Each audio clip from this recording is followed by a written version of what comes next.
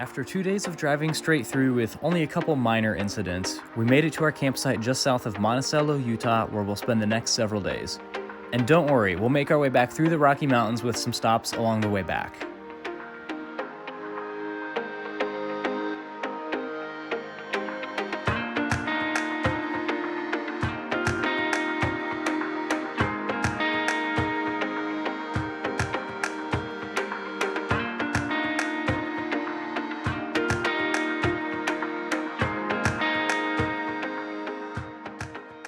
Today we are at Arches National Park in Utah, our 15th national park.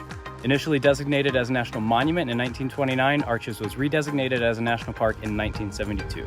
To date, over 2,000 unique arches have been cataloged in the park. In addition to the arches, there are also eroded sandstone fins, ribs, towers, gargoyles, hoodoos, and balanced rocks. There is a lot to see here for sure. We're starting the day with the Delicate Arch hike. It's a 3.1 mile round trip. We only have one day in the park, so we're gonna try and see and do as much as possible. And we did get a little bit of a later start than we would have liked, having our campsite be about an hour to an hour and a half away.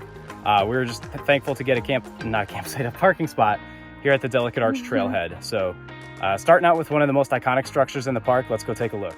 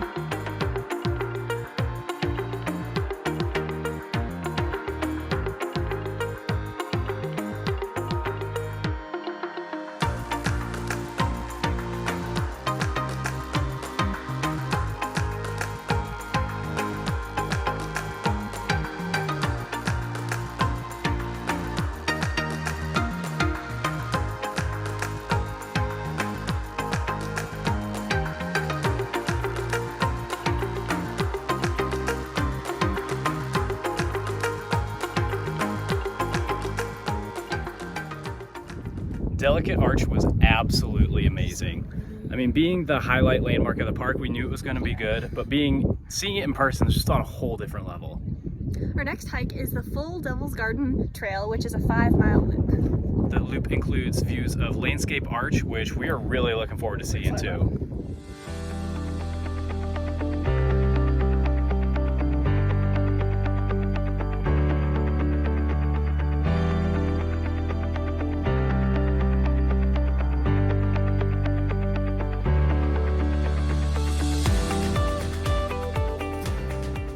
So this is Landscape Arch, and if anything in the park looks delicate, it's this, not Delicate Arch. A chunk of it actually collapsed in 1991, and they closed the trail that went up to the arch itself. Landscape Arch is the largest and longest arch in Arches National Park, and it is enormous. It's way bigger than even we expected. It is awesome.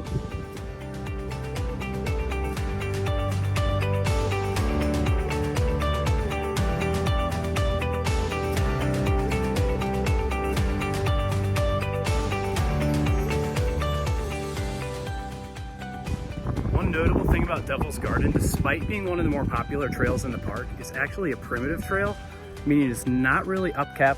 It can be pretty difficult to follow at times, and there's a lot of rock scrambling that needs to happen too.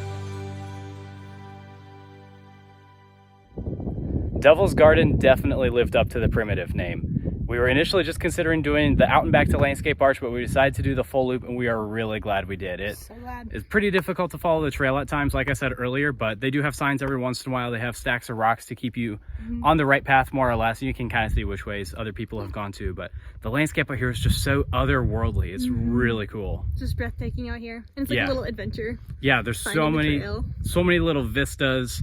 And yeah, like she said, just trying to find the trail. There's not a lot of people out once you get past the landscape arch. It's really cool.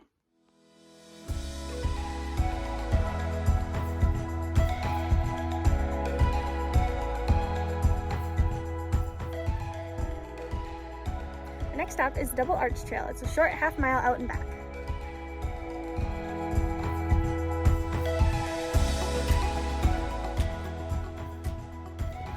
So much like landscape arch, double arch is way bigger than we were expecting. It's just this massive hole in the side of the mountain, and you kind of peek around a corner, you can see a little bit more, and there's a second one there, and they're kind of connected in the corner. It's really cool, and definitely one of the more unique structures in Arches National Park.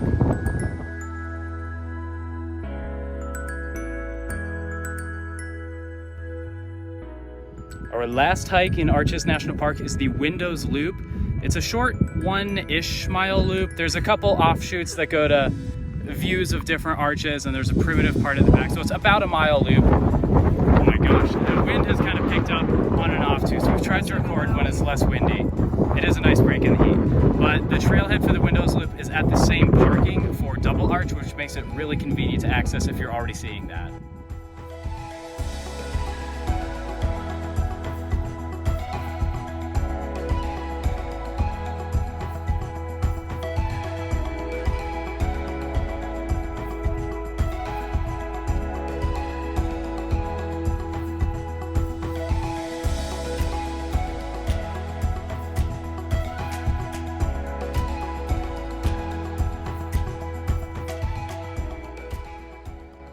So the back section of the Windows Loop that goes kind of behind the arches and loops back up with the parking lot is a primitive trail just like Devil's Garden, and we have really come to like them. Although it's difficult to follow the trail at times, it feels a lot more adventurous, more rugged, and more in the wild, and it's just a lot more fun to explore. It really is.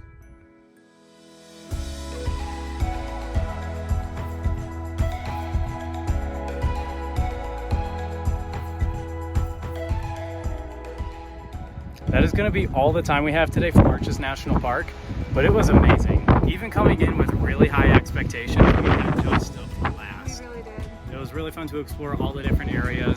You can see a lot of the park in one day. Not to say you can't spend more than one day here, because we would love to, but we're just pleased with how much we were actually able to see. Yeah. So we're going to stay in the Moab area a little bit longer on this trip. We're going to see Canyonlands National Park coming up next, and then we'll head over to Colorado.